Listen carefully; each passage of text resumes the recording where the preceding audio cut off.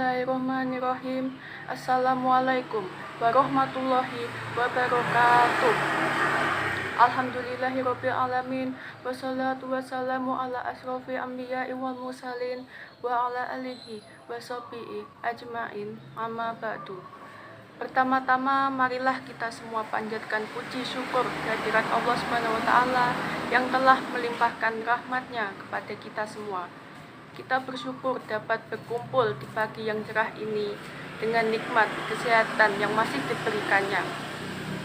Tak lupa pula sholawat serta salam semoga tercurahkan kepada junjungan kita Nabi Muhammad SAW serta kepada keluarga dan sahabat-sahabatnya yang mulia. Sebelum saya menyampaikan dakwah saya, perkenankan saya untuk memperkenalkan diri. Saya Devona Zara Ramadhani dari kelas 11-7, siswi dari SMA Negeri 1 Ngronggor. Di kesempatan kita yang berbahagia ini, saya akan menyampaikan dakwah dengan tema menutup aib orang lain. Saudara-saudara yang dirahmati Allah, pada kesempatan kali ini, saya ingin mengajak kita semua untuk merenungkan betapa pentingnya menutup aib orang lain.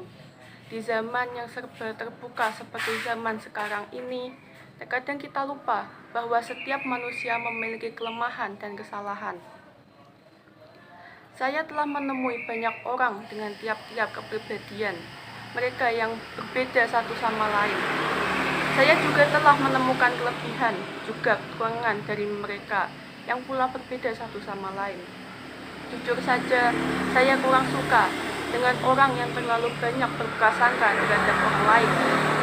Tak suka melihat kelemahan atau kesalahan orang lain, lalu mereka yang menjudge orang tersebut.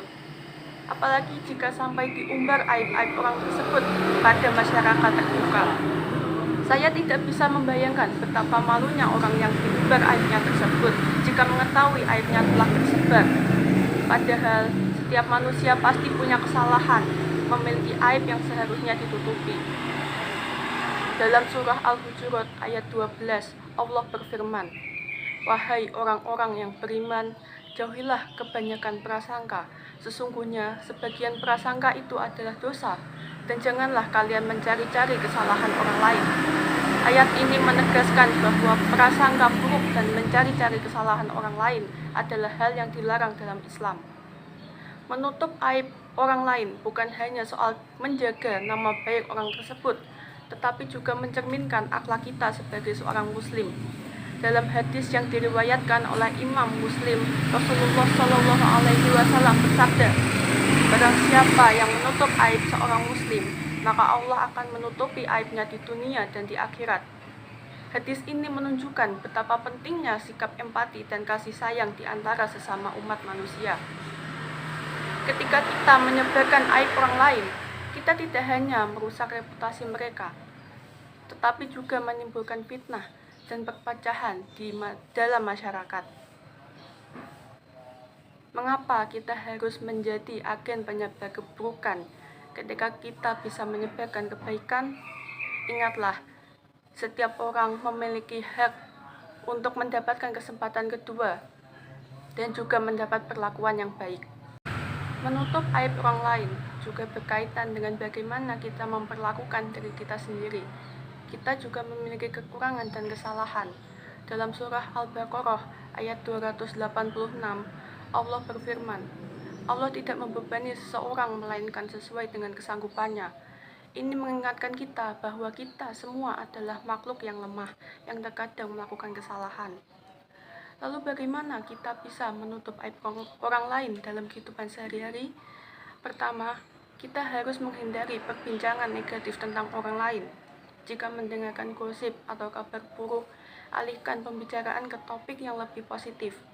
Kedua, ketika seseorang berbuat salah, berikanlah mereka kesempatan untuk memperbaiki diri. Tawarkan bantuan dan dorongan, bukannya cemoohan atau penghinaan.